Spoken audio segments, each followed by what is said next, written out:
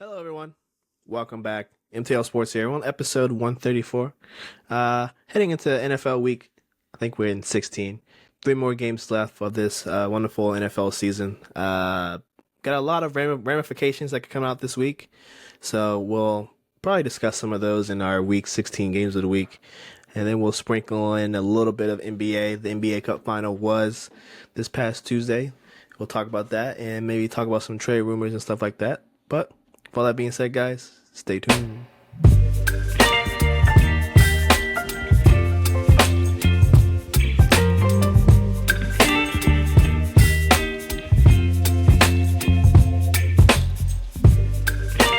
16 games of the week. We're recording on a Thursday, so you should be seeing this episode on Friday, which means tonight's game, uh, Broncos Chargers, uh, will have already happened. Quickly, I am rooting for the Chargers to beat the Broncos. Need the Broncos to lose on out so the good old Bengals can slide into that seventh wild card spot. But man can hope and dream. So I got Chargers tonight. Lawrence, quick predictions. I think quick prediction for me. I also believe the Chargers are gonna take this one. I think it's more so to do with I believe a little bit deeper in the Chargers defense than I do the Broncos defense at this moment. Because ever since Riley Moss went down for the Broncos, it has been horrible in that CB2 spot. Yeah, I agree with that one. Uh, well, this is the first week of Saturday games. Honestly, this whole weekend is jam packed with football action. Starting with tomorrow, we got some. I think the first round of the CFP is tomorrow, so there's football all weekend. Gotta love it. Uh, I guess we can tackle both of these Saturday games, and then we can just pick and choose from the Sunday games. Saturday, first one, Houston, Kansas City. This one is going to be on Peacock, I believe, NBC. Uh, Mahomes, they keep talking about his ankle, Lawrence, but he keeps being a full participant in practice. I think they just making excuses for him preemptively, just in case if he plays bad, which he's already been doing. They're gonna say, "Oh, his ankle, yada yada yada." We've hmm heard this song and dance before. The Texans, their defense is looking better. It kind of took Miami out of the game plan last week. Miami looked like a shell themselves offensively, couldn't get anything going. So who do you got, Lawrence? Okay, so I'm on the I'm more on the fence that I can't remember what season it was. I think it was about 4 or 5 years ago when the Texans they had Watson and they were playing the Chiefs and they got off to like a 24-0 lead and proceeded Mm-hmm. to blow it. This game gives me that same vibe that I believe the Texans are going to get out to a quick early lead and they're not going to be able to hold that lead. And coupling with ref ball and different things like that, call me a hater if you want, but so ref ball is going to come into play. And if the refs have anything to do with it, I think the Kansas City Chiefs 7-0 record at home will probably stay.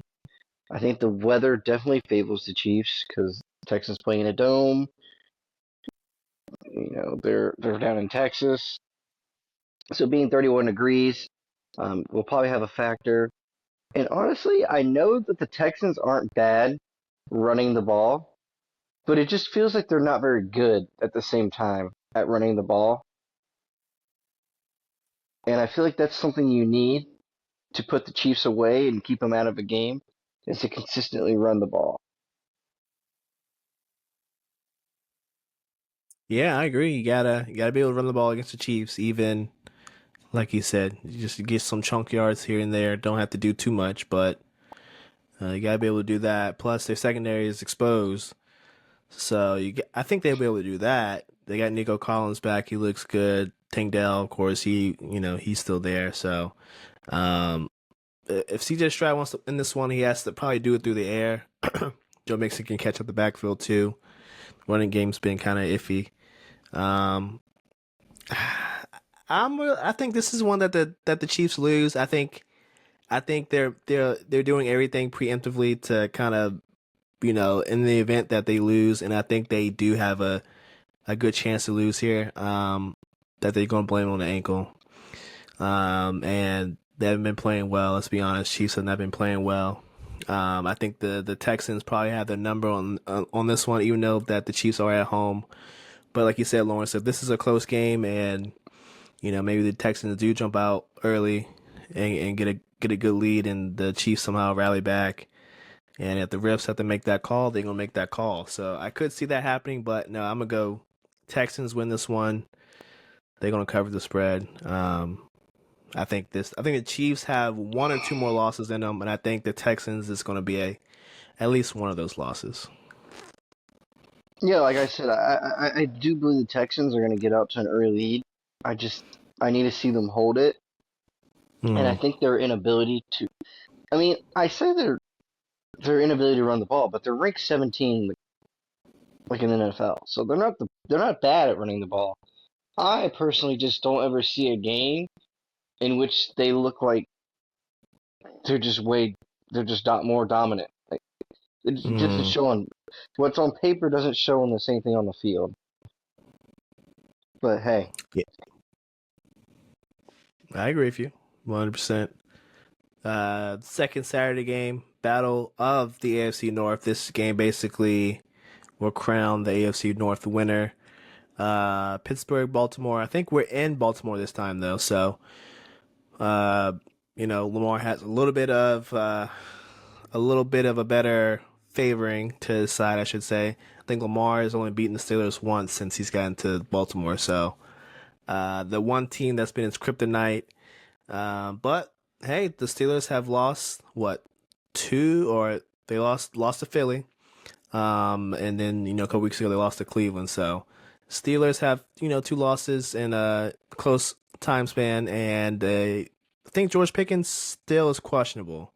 I don't know if he's actually going to play this week. So that's Russell hasn't looked the same without George Pickens.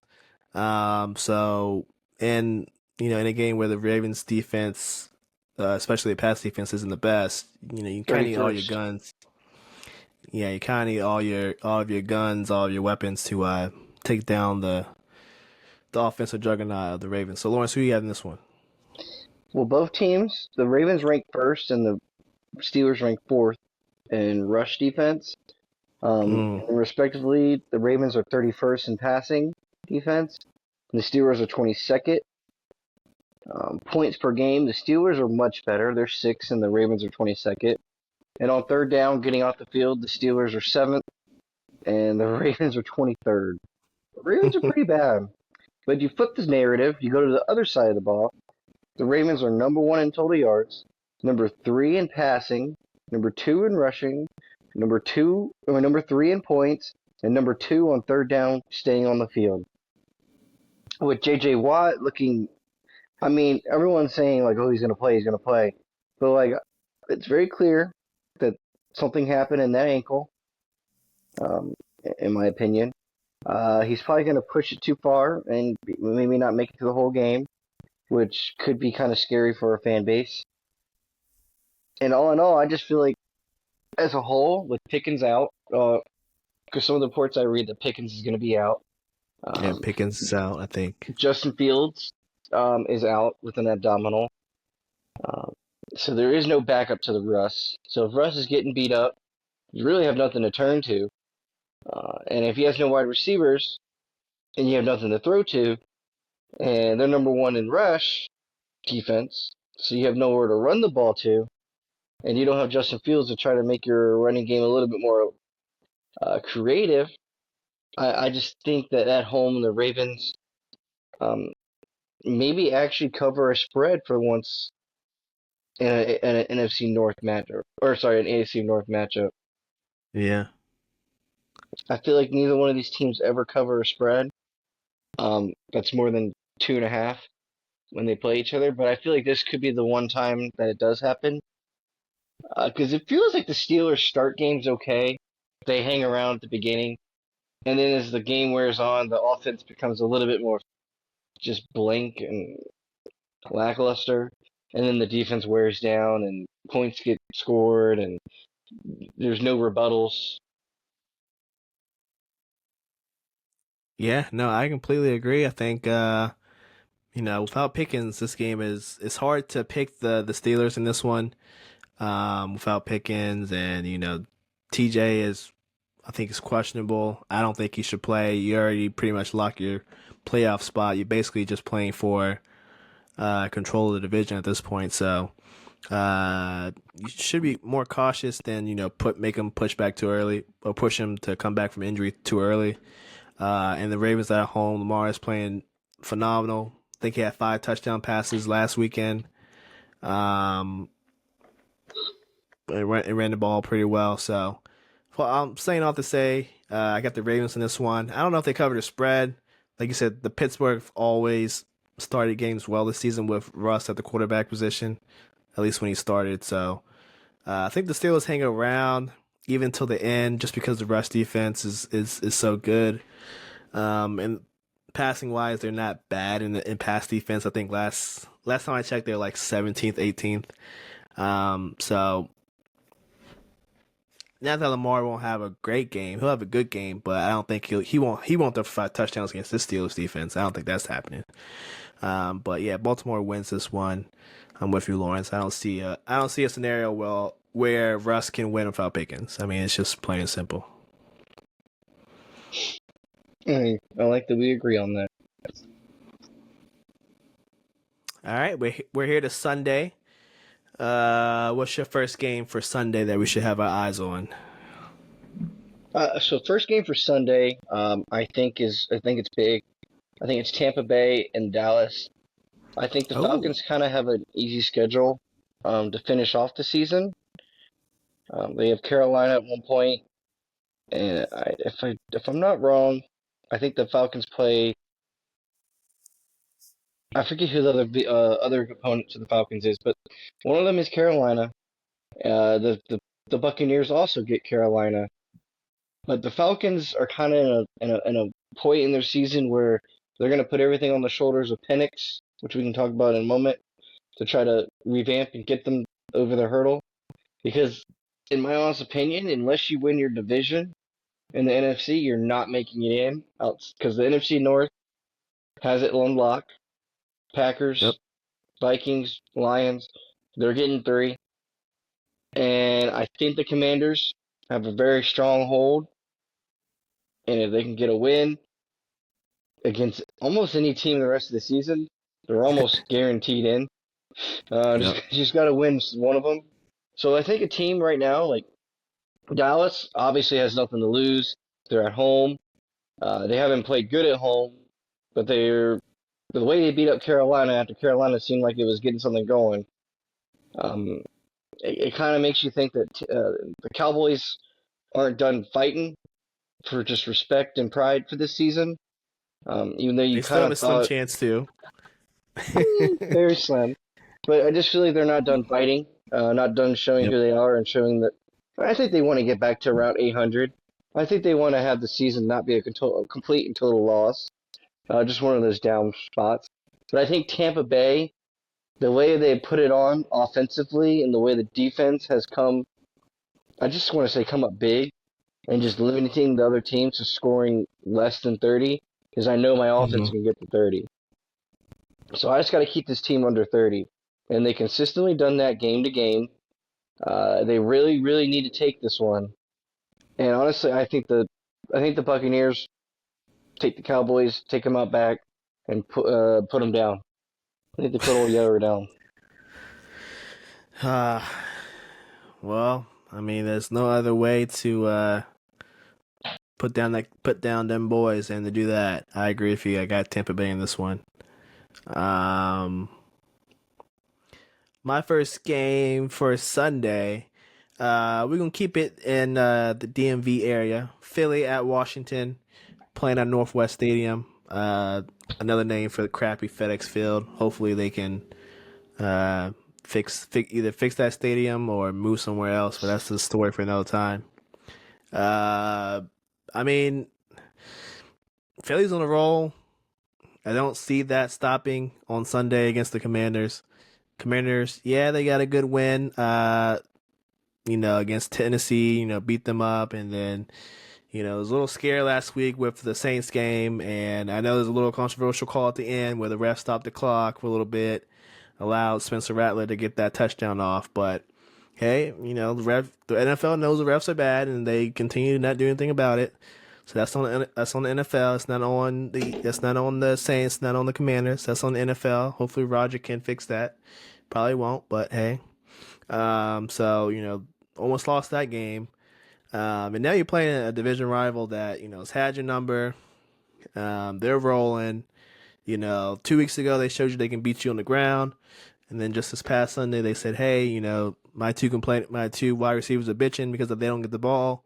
Let me get them the ball and shut them up and shut you guys up because you guys are talking bad about us." And they did that. So I personally think the Eagles got a lot to prove. Playing with a lot of swag, they can win any way they want to. And the Commanders, yeah, they kind of turned around their team in a very, very short time. But one thing I will say is they're not particularly good at anything. They're Mm. just like they're just good at a lot. They're like good at almost everything, but they're not great. And not no shade to the Commanders fans out there. You turn around good, but you're not. I don't think you have the type of team that can beat the Philadelphia Eagles. That's all I'm trying Uh, to say. All right. well, to push your point a little more, your narrative, I completely agree. Because what the Eagles are doing well is running the ball. Saquon's having that season. Jalen Mm-hmm. Hurts is always good at scrambling and getting yards. And the Commanders are just absolutely pitiful and awful against the run. Um, Passing wise, they've gotten better and better each week. Statistically, they're top 10 somehow in passing. Don't understand that. But it's completely and utterly on the run defense that they just have no like hope of survival. They're bottom 10 in the league. And the way they take the air out of the stadium, the way they take the fans out of it, you just run the ball. And it just, and honestly, as long as you don't get too cute, as long as AJ Brown can, pipe down, I think it's an easy win for them. But Yeah, they don't have to get too cute, like you said, Lawrence. I think this is going back to 2 weeks ago. I think they're gonna run the air out the ball. Washington can't stop it. And then when they need to pass, they'll pass. And then I think at the end they'll probably pass even more just to get AJ's and Devontae's numbers up because yeah, the Commanders have gotten better. I guess statistically, in the passing defense wise, but I still think they can be had. Now they have Marshawn Lattimore. He played last week, did an okay job, but hey, you're playing the Saints and backup quarterbacks. This week you're playing against Jalen Hurts, two, what are we saying, Lawrence? Two Pro Bowl caliber receivers. mhm, I don't know how he's exactly going to stack up against them coming off a hamstring injury not too long ago. So I got Eagles in this one. They cover the spread. Um, and then also Jaden Daniels has kind of regressed. I think he's kind of at his level now where you're not going to see the spectacular plays out of him anymore. You kind of seen his ceiling as a rookie. I don't think he's going to get back to that. that's fair. That's fair. Alrighty. What you got for us? Do you have a second game for Sunday? Um, you see, for me, the Sunday slate, I think it's, we've already gotten to most of the good ones. I guess I'll It's kind of true. finish it off with the Rams and the Jets. Not that I think the Jets can really um, muster up much of a fight. Yeah. I think the Rams definitely have to be looking at the Jets completely, but there's so much stuff coming out about the Jets where it's such a meme factory just tunneling through that organization where uh, it's kind of like what you were saying about the Chiefs earlier. They're putting all this stuff out about Patrick Mahomes, so he has a cop out. I mean, they're just piling uh, story after story on the Jets to try to put him down.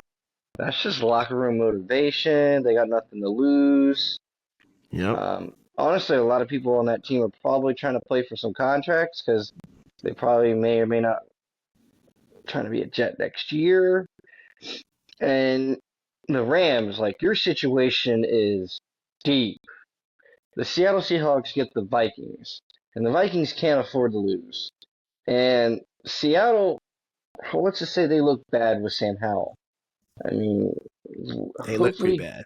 hopefully Geno isn't gone, but I don't even know if it's worth trying to rush Geno back if he can. I actually don't know the status of Geno, but Yeah.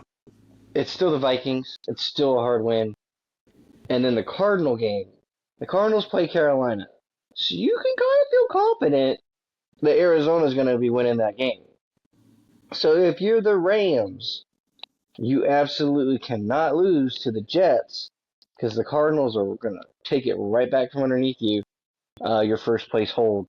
And honestly, back and forth it will go to the end of the season between the three of those teams. And honestly, we're kind of writing off the 49ers, but I'm okay with that. Yeah, me too. That was the last game I was going to cover, 49ers Miami. I think the 49ers are done. The writing's on the wall. 6-8. They still have a slim chance, just like them boys, but I mean the writing's on the wall. I don't think that there's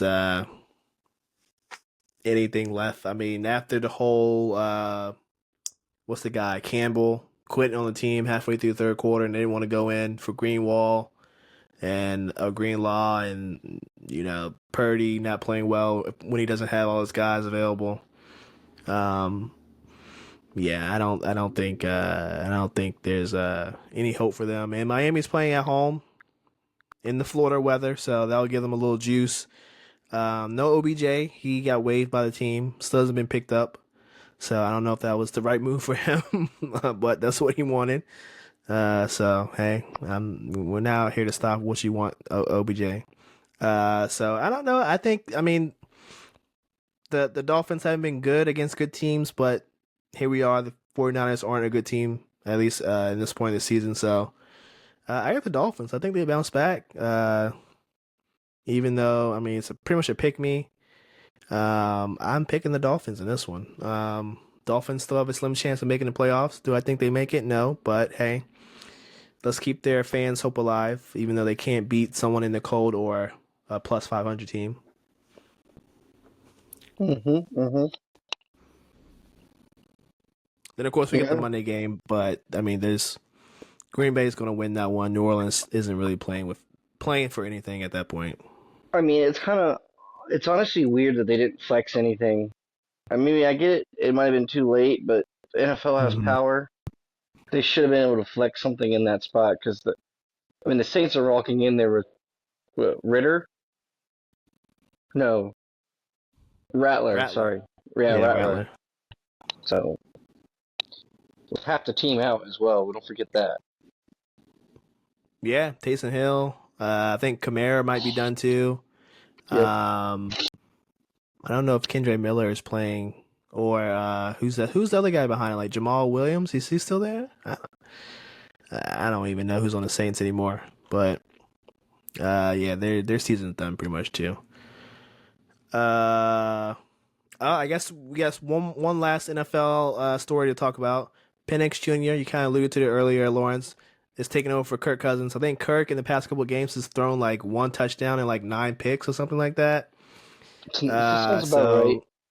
So honestly, they had no choice but to pit Penix in because nothing can be worse. Honestly, I mean that's how I feel about the situation. I mean, no matter how bad or good he plays, nothing can be worse than Cousins. I don't know what happened to this man. Like he was balling out the beginning to midway through the season, and then he just hit a wall. I don't know what happened.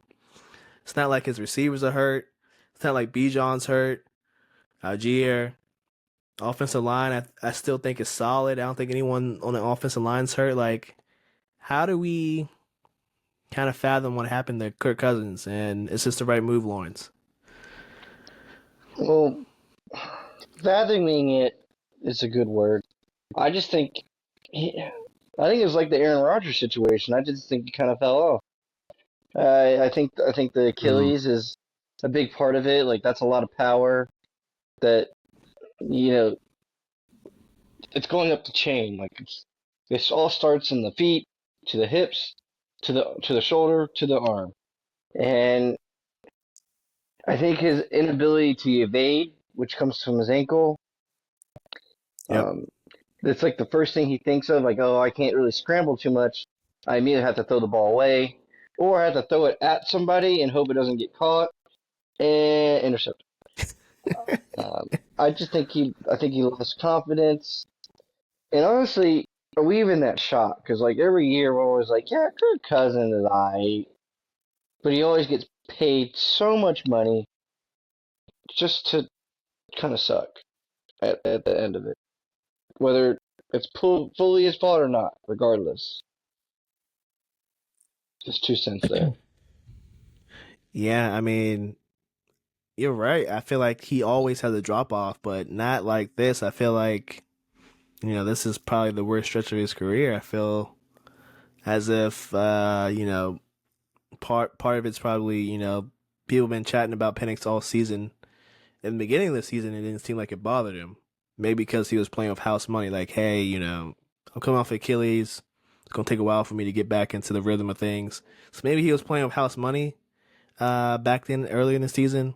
And now, it's week 15, 16, about to be 17 next week.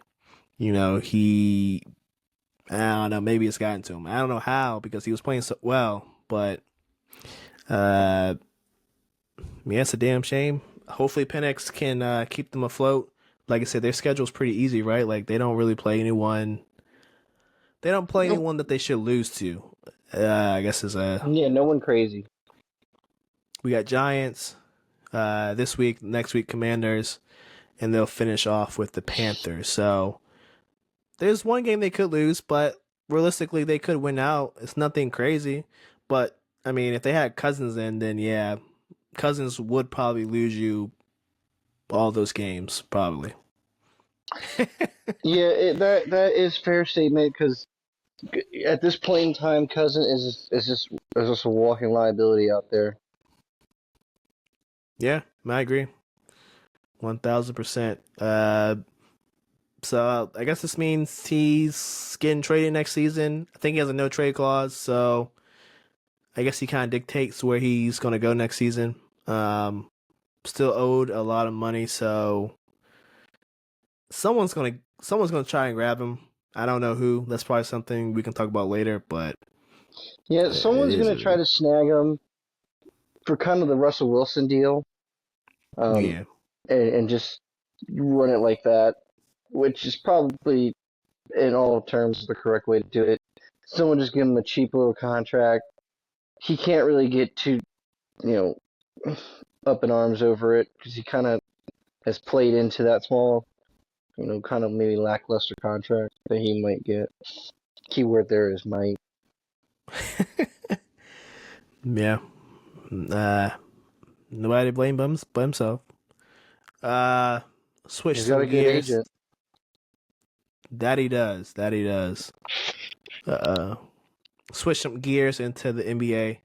NBA Cup was this past Tuesday.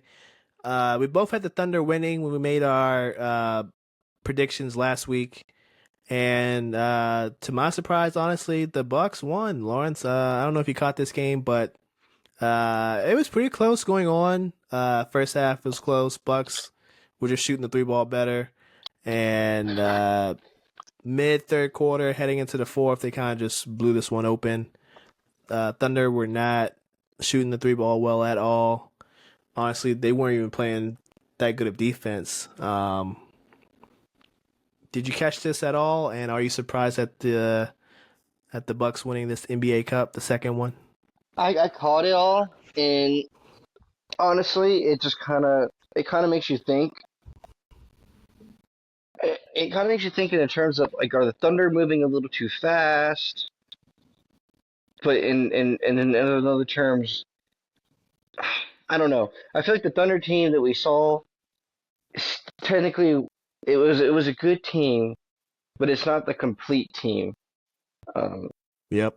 like Chet being gone, it kind of proved that it's against good teams in a playoff format is bigger than what what we might think. Because it just felt like I feel like defensively, the Thunder were not getting the answers to help the offense. They weren't allowing themselves to have any kind of spark to push the pedal. The second half, it just kind of seemed like the team just kind of hit a wall. And honestly, the Bucks just have so many been there, done it, playoff caliber guys uh, Yeah. that they just kind of aged them. They just showed their age on them. But I also think it's a good thing for the Thunder to feel this way. I mean, it's back to back. You know, they did good last year in the NBA Cup. They they made noise last year in the playoffs. They make it all the way in the NBA Cup this year. They're proving that they are built to win. They are built for these, you know, elimination games.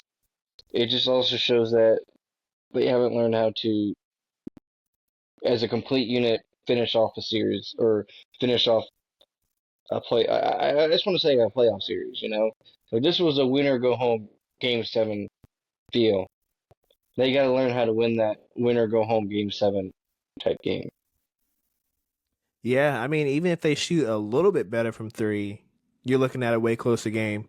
I mean, as you can see on the last screen, like the Bucks had a lot of turnovers, but I mean, they shot pretty well from three, 42%. I can't be mad at that. Uh, Look, I mean, if you look at the Thunder, they shot 15% from three, shot 33% overall from field goal range. That's not good. That's recipe for disaster. And it seemed like SGA didn't play well, but neither did his supporting cast. So if you're not gonna help SGA make it easier for him, then overall as a team, you're just gonna have a hard night. So uh, I don't think this is indicative of the Thunder as a whole. As a whole, they are very, very good. You can watch them on any night, and they could beat anybody. But they just had a bad game, and it seems like they have a bad game every time. It's a big game, so like you said, Lawrence, they got to get over that hump of hey, it's a big game.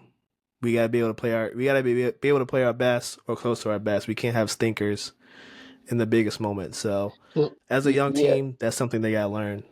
the ESPN had a stat up about is the three ball killing the NBA in its current format? And Yeah, they brought up ratings. They said the ratings for the NBA had been down more so than they ever have before. this is true. But I also point that more towards the fact that there's just no way to watch NBA games. Like, unless you got a league pass, you're not watching any of them. I mean, it's just easier to get an illegal stream than it is NBA free Game Pass. And they talk about like expanding it and having the games on more different on all these different Peacock and having more people stream it and stuff like that, so it's more Yeah, available to people. But then the one thing that we all love and hold the truest to our heart is Inside the NBA. Everybody loves Inside the NBA, and they're completely fine with just canning it, even though it's probably I would say that Inside the NBA has as many ratings as the NBA game they pregame for. yeah, and that's a good segue into what I was going to want to talk about next.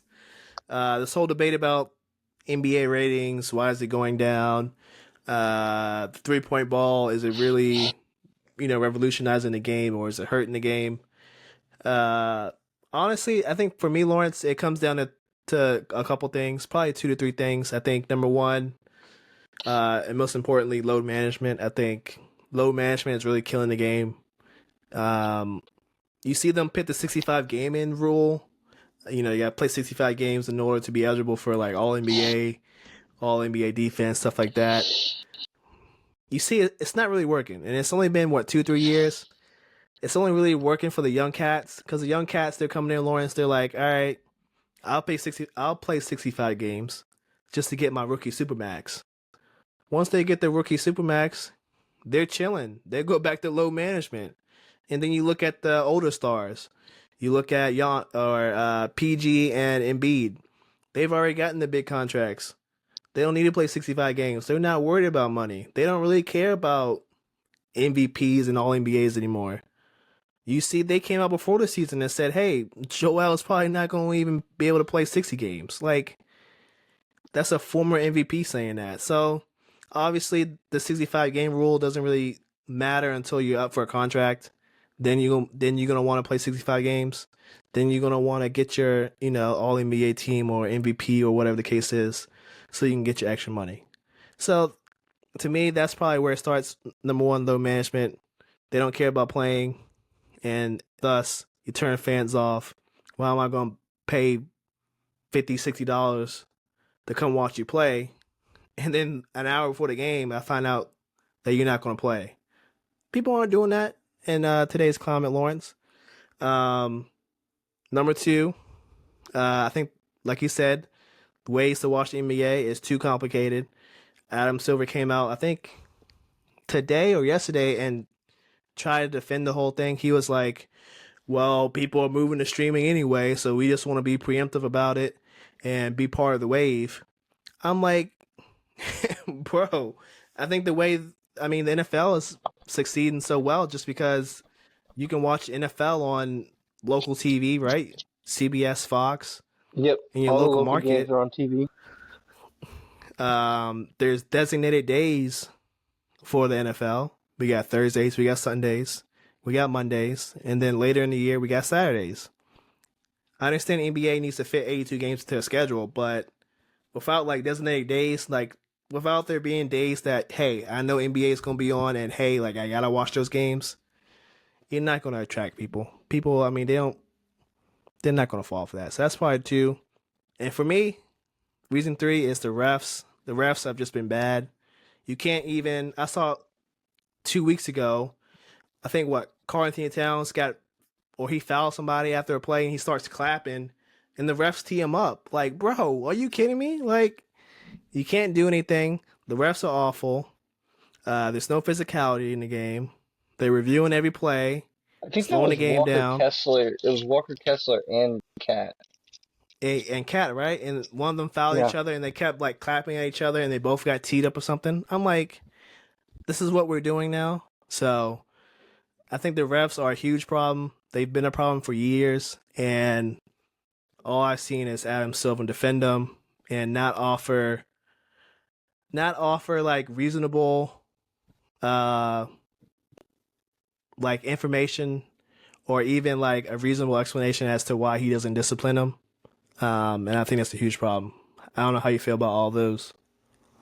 Hey man, you follow it much more than I do, so I just love to kind of get your idea of what your thought Yeah, on the sport that you watch way more is. Because for me, I mean, for me, I've always been way more into the college basketball.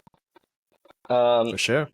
and mainly because it feels like every single game they play so much harder than the NBA, and there's so many NBA games that you can just tell that they just know this is another game, or a certain team is going through like a rough stretch in their season and they're already saying, well, we're down by 10. Let's write it off. Let's pack it up. Let's hope for the a better start to the next game. And I'm sitting there like, oh, don't give up now. I put Yep. money on you. And it's you're just like, well, shit, I was on the wrong end of that one. And honestly, like what you're saying with the refs, betting wise, because I like to bet on the NBA sometimes. It's either you're on the right side of it or you're on the wrong side of it, and you can kind of Yep. tell early on in a game whether or not your bet's going to hit just based on how the refs are calling it early on.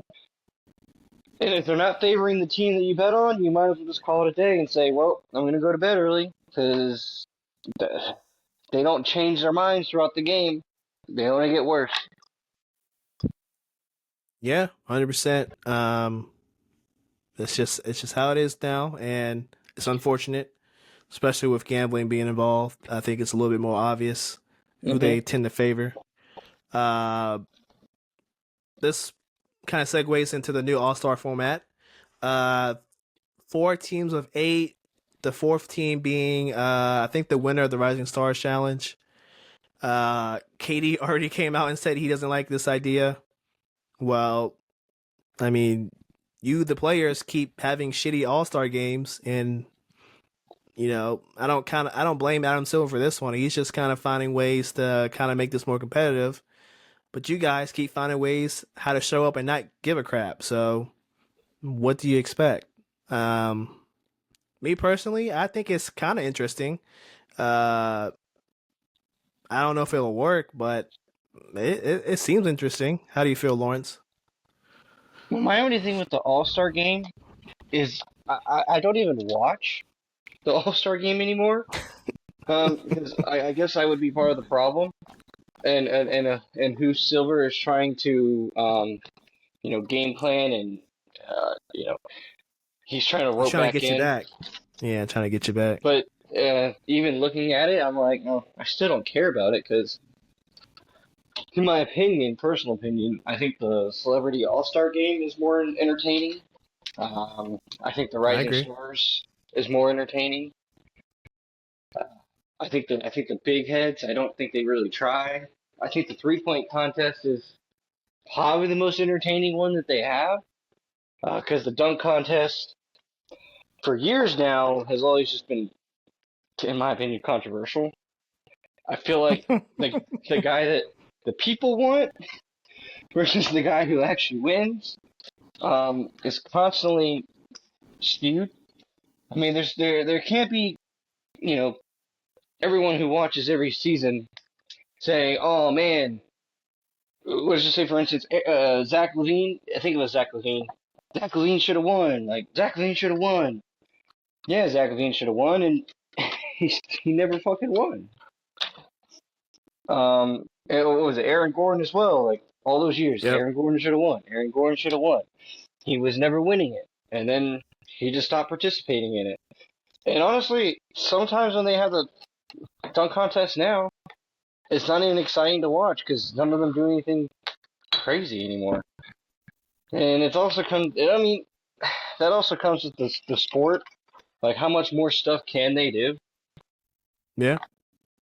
But still. No, I agree. But I mean, if they had the big stars doing what some of these G leaguers are doing, aka Matt McClung, like if Zion could do what Matt McClung did, we would all go crazy. Like, oh, Zion did that, did this, yada yada yada. Like, I don't think you gotta be super creative, but you gotta at least try. And you can see like even last year, Jalen Brown. Was it Jalen Brown was entered, and you could Hmm. tell he really didn't. He wasn't really trying. So I don't know. It's just off putting because as fans, we can tell when you're trying or not. And when you kind of half ass it, it's like, bro, what are you doing? So You I didn't agree even with you. practice it. Yeah, Yeah. I don't know. I just feel like there needs to be more effort from the players, like you said, for me to truly invest more into it. I'll just stick to college ball because, you know, their lives are kind of determined by each game. Yeah, no doubt. Last NBA news. Warriors, they add some guard depth. They got Dennis Schroeder from the Nets for very cheap, I might say. Very, very cheap price. Um, so, you know, D'Anthony Melton, I think he tore his meniscus. So they were down a guard. Podemski hasn't been playing well, so they kind of need some guard play. They go get Schroeder, who's proven. Uh, I feel like he can fit well with Curry. I think it's a good pickup. You can see ESPN gave them an A minus. In the Nets, I feel like it was a good trade because I think the Nets are like 10th, so they would be playing in the play-in, which is what they do not want. They got their draft picks back. They need to capture the flag. They need to be playing in the play-in. So I think this is good for them too. Any thoughts? Um, I mean, honestly, I guess you said it best. I Mm-hmm. didn't know much about the trade, but I think Dennis Schroeder doesn't make any team worse. Um, I can tell you that much. I mean, just from his ability to play for the German team, at least you know you'll have leadership on the second unit, which is probably what they're looking for. Yeah, they got a lot of young guys. They need some. They need someone other than Steph to kind of get in their ear. Um, so yeah, I like it. Last but not least, Mason. They had a tough fought game against Duke the other night, Lawrence. Uh, It was a tough. It was a. I thought they could have been more competitive because they were pretty competitive defensive wise in the first half, but I think they kind of lost confidence in the second half. I think it was a tough fault game first half. I think our inability to shoot came out second half. Yeah, you can see right here we were 2 for 17 from three. That's pretty miserable. And Duke was, I mean, 9 of 27. So they didn't shoot too good, but just them making that many more threes is a big difference in the game.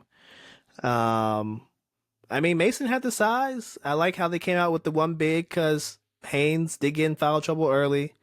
To his credit, he was getting hacked too, and they didn't really call it, which was pissing me off.